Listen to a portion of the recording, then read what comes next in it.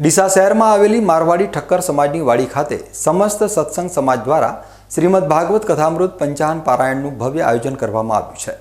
1 મેથી શરૂ થયેલી આ કથાના માધ્યમથી સમગ્ર પંથકમાં ભક્તિ અને સત્સંગનો ત્રિવેણી સંગમ સર્જાયો છે। ડીસામાં મારવાડી ઠક્કર સમાજની વાડી ખાતે આયોજિત આ ભાગવત સપ્તાહમાં ભાવિકો ઉમટી રહ્યા છે। અમદાવાદ કાલુપુરના મહંત પુરુષોત્તમ પ્રકાશદાસજી સ્વામીની પ્રેરક ઉપસ્થિતિ અહીં જોવા મળી રહી છે। તેમના આશીર્વાદ અને માર્ગદર્શન હેઠળ આ ધાર્મિક મહોત્સવ ખૂબ જ ઉત્સાહભેર ઉજવાઈ રહ્યો છે। કથાના વક્તા તરીકે ભક્તિનંદન દાસજી સ્વામી બિરાજમાન થઈને કથાનું અમૃતપાન કરાવી રહ્યા છે। સ્વામીજીની સરળ અને રસાળ શૈલીમાં પીરસાતી કથા સાંભળીને શ્રદ્ધાળુઓ મંત્રમુગ્ધ બન્યા છે।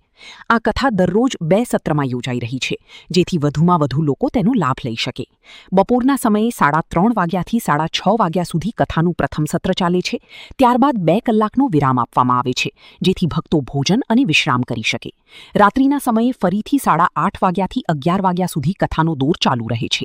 રાત્રિના સત્રમાં ભજન, કીર્તન અને વિશેષ પ્રસંગોની ઉજવણી કરવામાં આવે છે।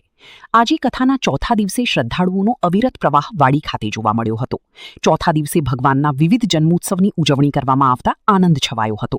ડીસા શહેર અને આસપાસના ગામડાઓમાંથી પણ મોટી સંખ્યામાં હરિભક્તો આવ્યા હતા। સમસ્ત સત્સંગ સમાજ દ્વારા તમામ ભક્તો માટે સુંદર વ્યવસ્થાઓ ઊભી કરવામાં આવી છે। આ 5 દિવસીય પારાયણથી લોકોમાં ધાર્મિક જાગૃતિ અને આધ્યાત્મિક શાંતિનો અનુભવ થઈ રહ્યો છે।